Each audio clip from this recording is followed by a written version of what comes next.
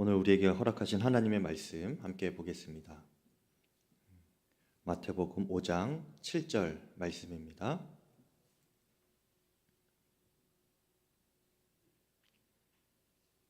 마태복음 5장 7절 말씀, 한 절 말씀입니다.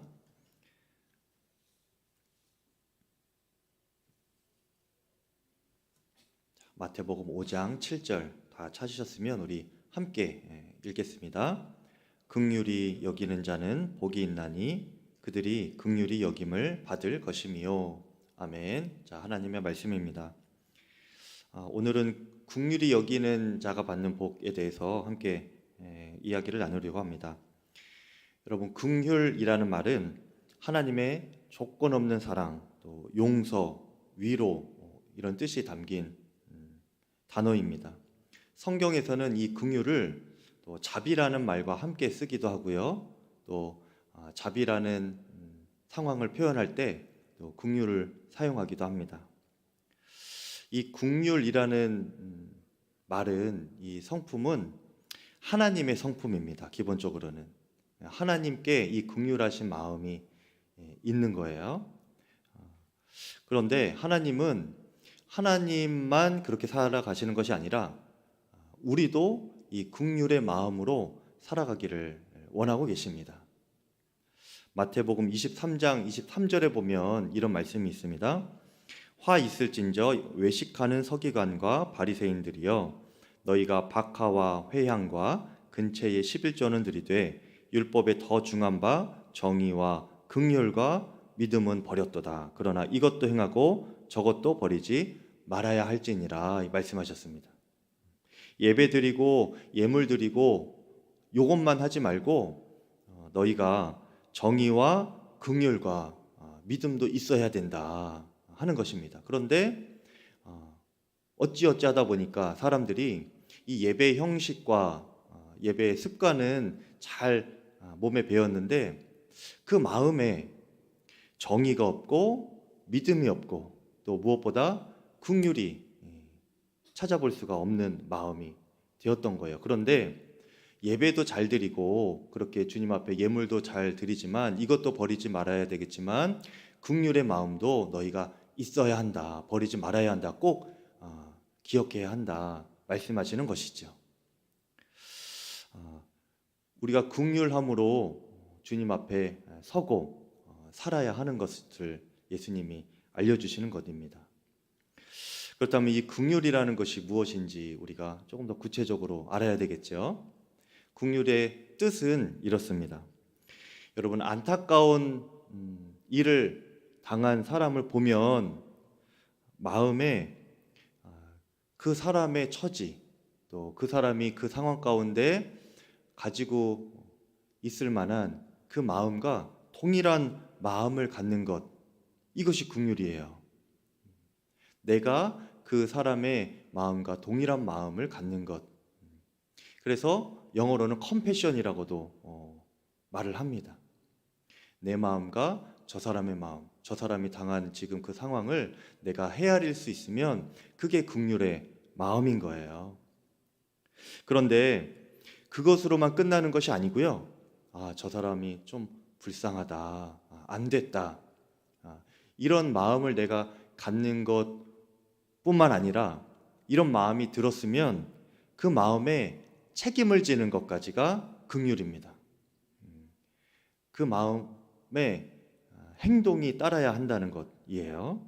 예를 들면 어떤 갑작스러운 사고를 당한 사람을 보거나 또 사랑하는 가족을 잃은 사람을 보면 그 당사자의 마음은 얼마나 아프고 또 찢어지겠습니까? 그런데 이런 상황을 놓고 볼 때에 긍휼의 마음이 전혀 없는 사람, 긍휼과 전혀 관계가 없는 사람은 남의 일이라고 생각을 합니다. 그리고 공감을 하지 못해요. 그리고 심지어는 그것을 어떤 가십거리로 농담 삼아 이야기하기까지 하는 사람이 있을 것입니다.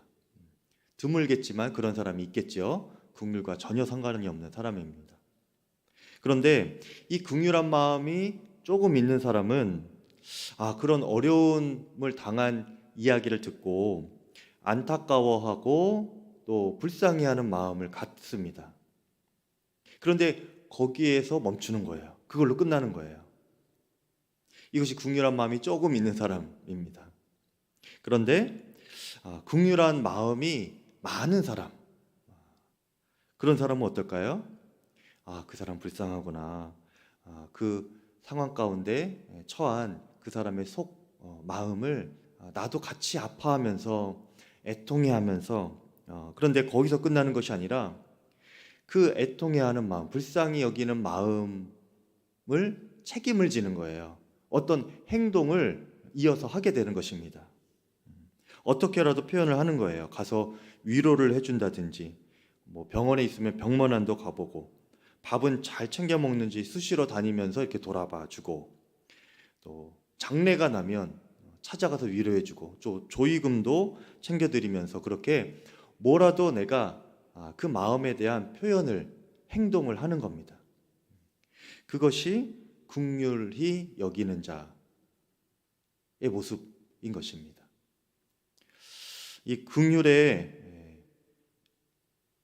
이 모범 사례를 보여주는 것이 이제 성경에 누가복음 10장에 나오는데요. 선한 사마리아인의 비유입니다. 여러분 다 아시는 이야기죠? 여리고에서 강도 만난 사람이 있었는데 길에 쓰러져 있었습니다. 그런데 제사장이 지나가다가 그 모습을 봐요. 그런데 그냥 지나갑니다. 또 레위인도 그 강도 만나서 피를 흘리고 있는 자를 봤는데 그냥 지나가요. 물론 이 제사장 또 레위인 둘 다 그 강도 만난 자를 보고 마음에 불쌍히 여기는 마음은 들었겠죠. 동정심이 있었겠죠. 그런데 그것뿐이었습니다. 성경에는 그냥 지나갔다고 이야기해요. 근데 이것은 긍휼이 아닙니다, 여러분. 마지막에 이제 지나간 사람이 사마리아인인데요.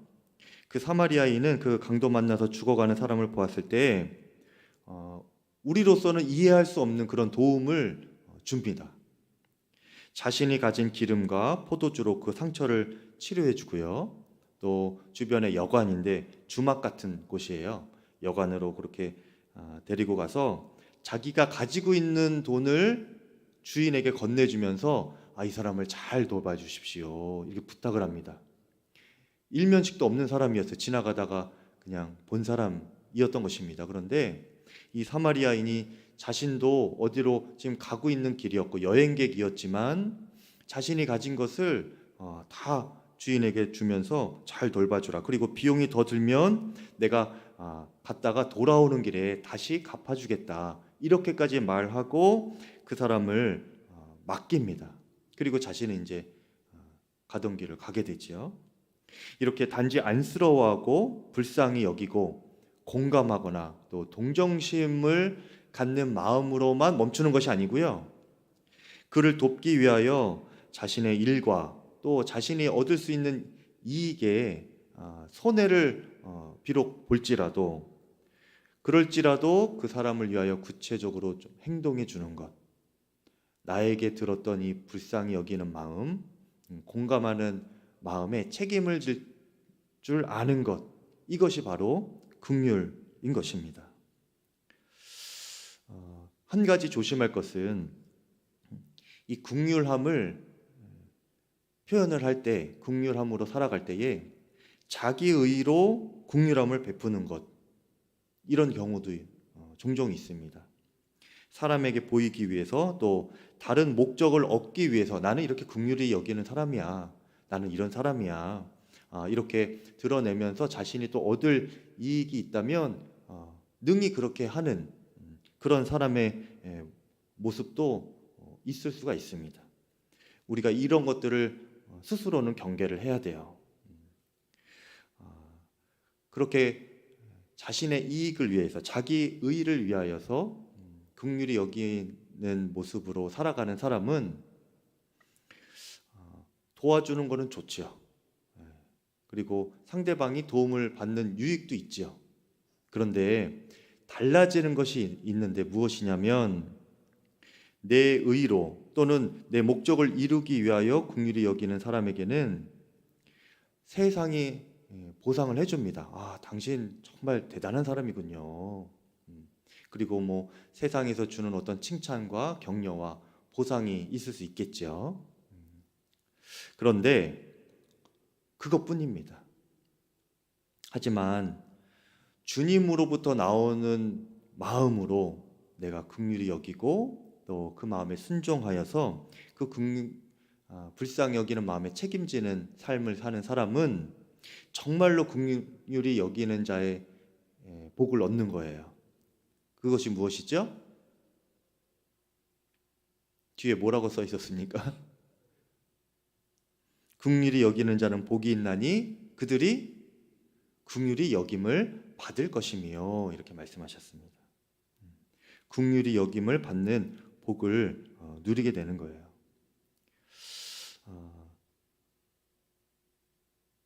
여러분, 이것이 너무나 놀라운 은혜이고 복입니다. 왜냐하면 이 긍휼히 여김을 우리가 받는다고 했을 때 누구한테 긍휼히 여김을 받는 것이 되겠습니까? 하나님에게 긍휼히 여김을 받는 거예요. 예수님이 우리를 긍휼히 여겨 주신다는 겁니다.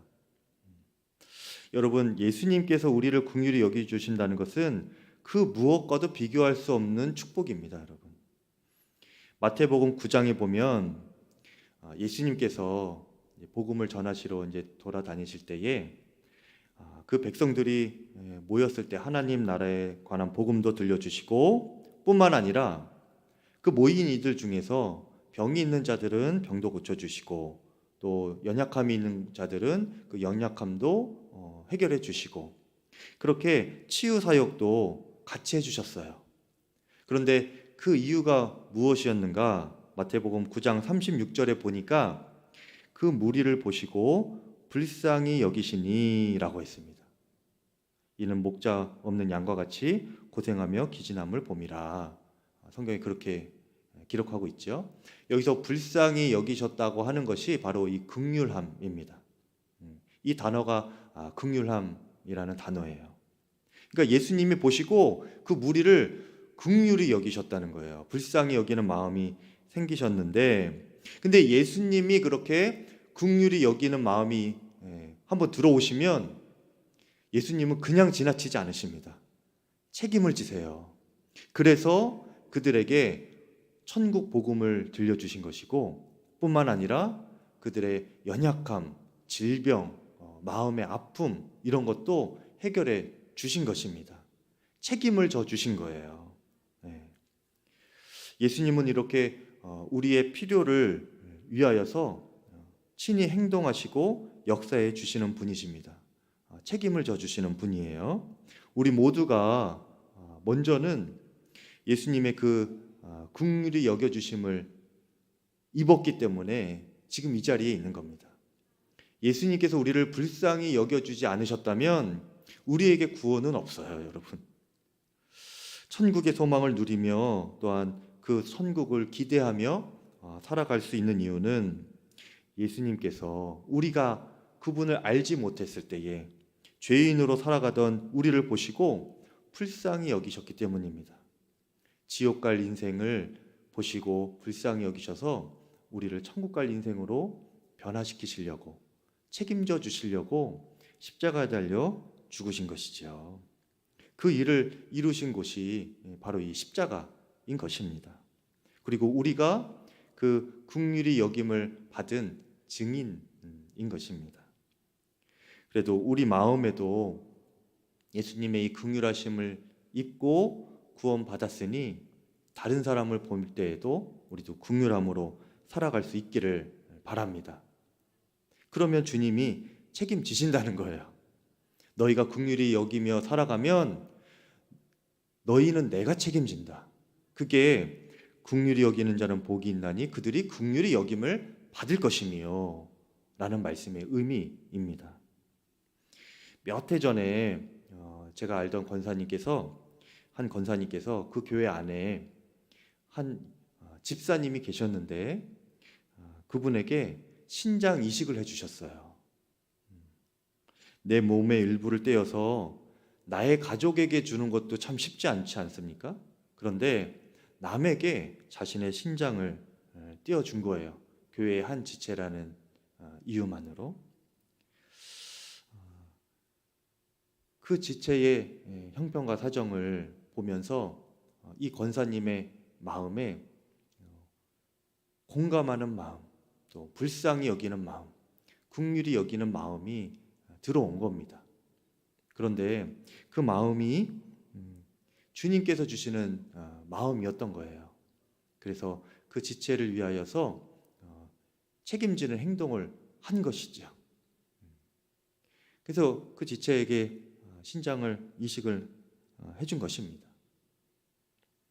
그 이후의 삶을 주님께서 얼마나 책임지고 계시는지 계속 저도 보고 있습니다. 그때는 권사님이셨는데 지금은 장로님이 되시고 또 그 가정이 형편이 그리 넉넉하거나 좋지는 않았어요. 그런데 그 가운데서도 하나님께서 어떻게 길을 내셔서 자녀들이 배움의 길을 그렇게 갈 수 있도록 정말 기적적인 방법으로 이어가시더라고요. 주님의 마음으로 또 긍휼히 여기는 자는 주님께서 긍휼히 여겨 주시는 것을 제가 그분을 통하여, 그 가정을 통하여서 보게 되었습니다. 여러분도 정말 주님의 말씀에 정말 긍휼히 여기시는 주님의 그 은혜를 입은 자로서 순종할 수 있기를 바랍니다. 이것은 강요하고 싶은 마음은 없어요. 왜냐, 그렇게 하는 자에게는 너무나 놀라운 복이 임하는 것이기 때문입니다. 여러분이 긍휼히 여기며 살아가시면 주 예수님께서 긍휼히 여겨주시고 책임져 주실 것을 믿습니다. 긍휼히 여기는 사람의 또 그 삶의 그런 범위가 어디까지일까?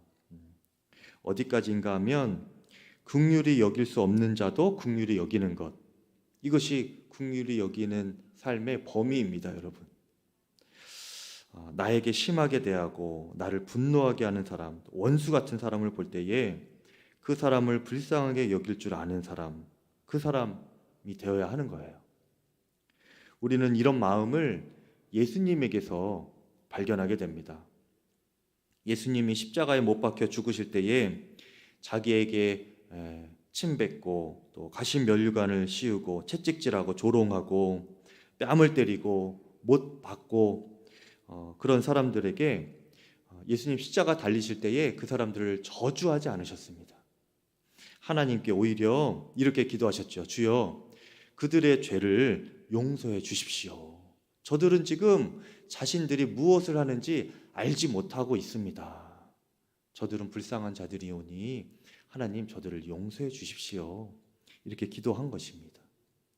이런 기도를 하는 예수님의 마음은 이미 어떤 마음이었습니까?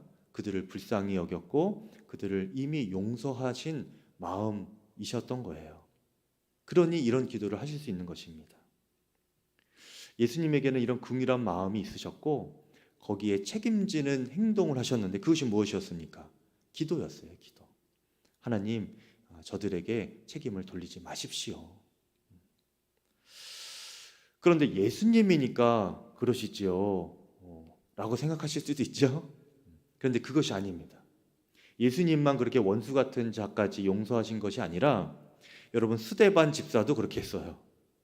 스데반은 자신을 향해 돌을 던지며 죽이려고 하는 그 사람들에 둘러싸였을 때에 그 얼굴이 천사의 얼굴처럼 변했다고 했어요. 성경 기록해 보면.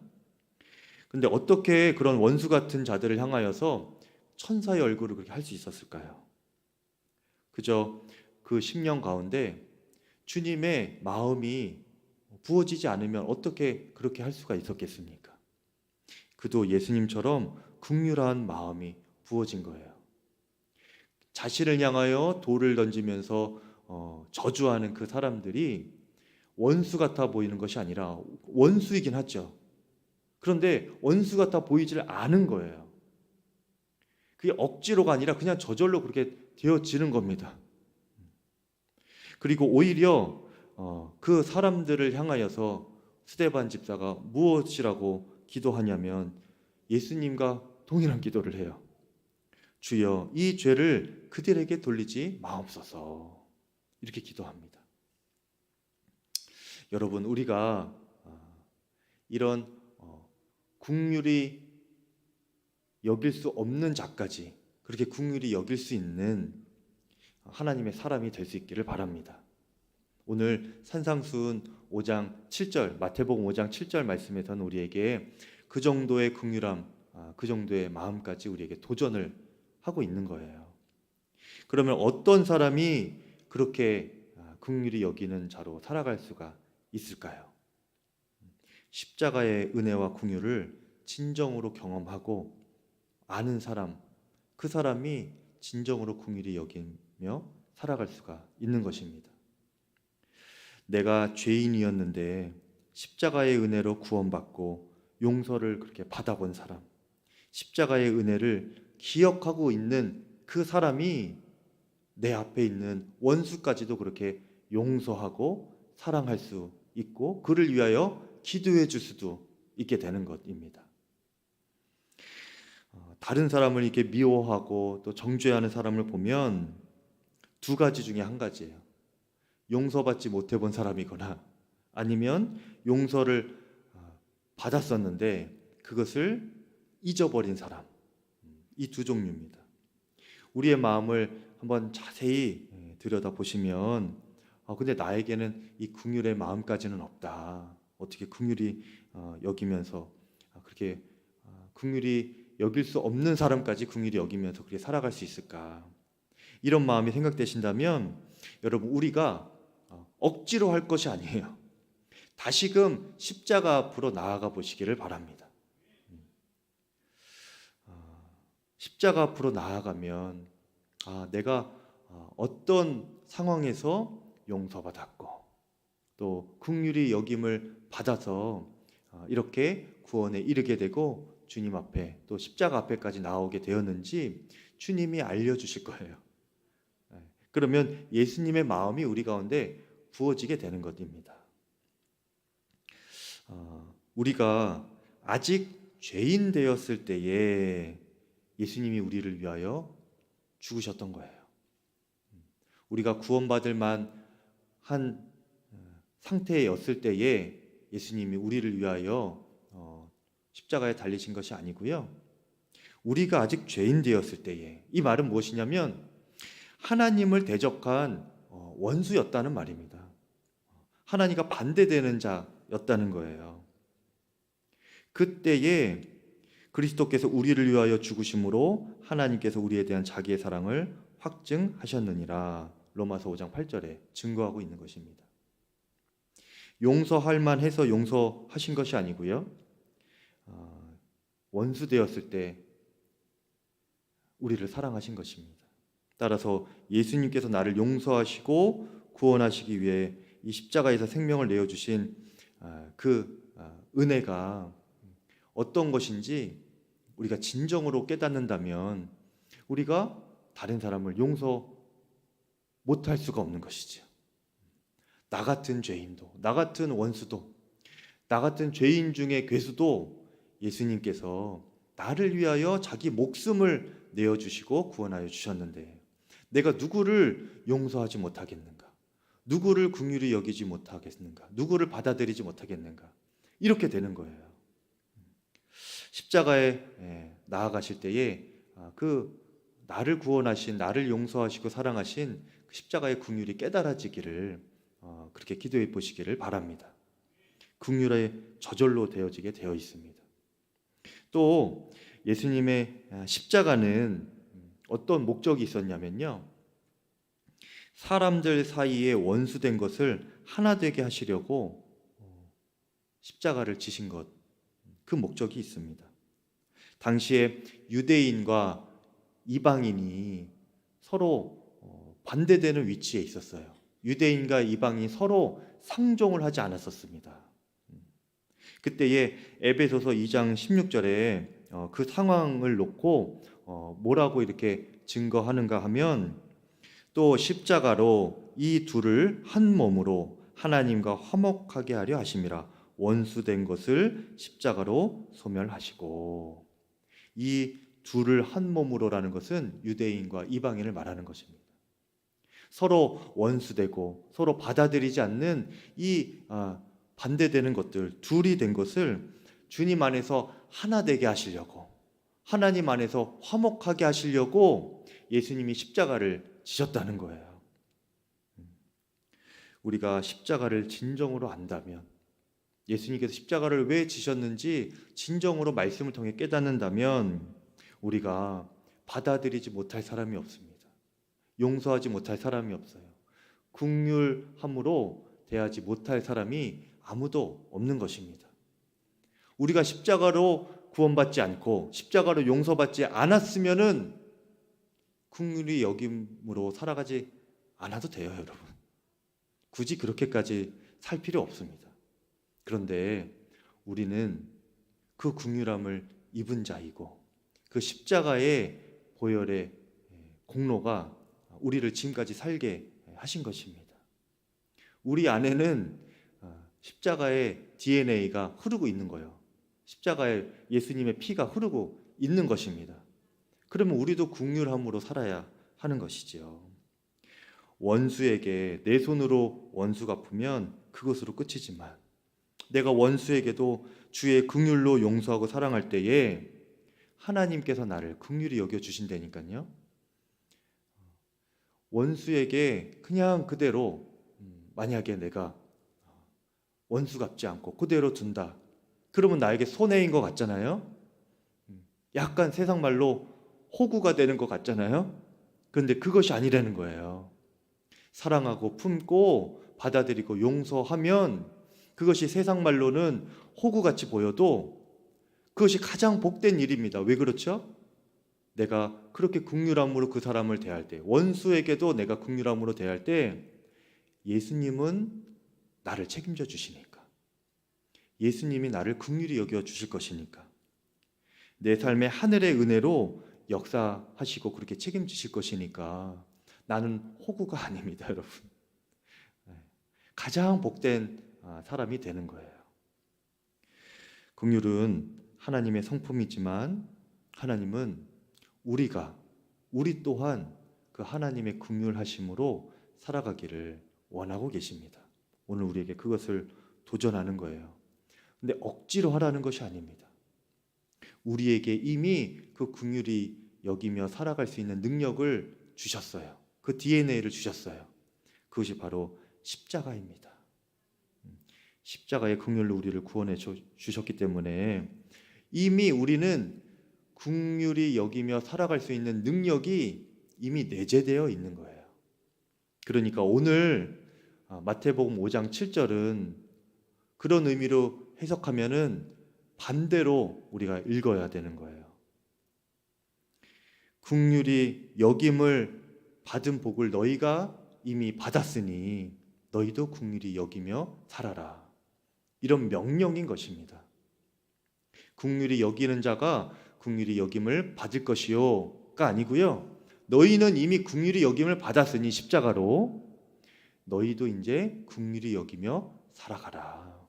이런 명령으로 우리가 받아들여야 하는 거예요.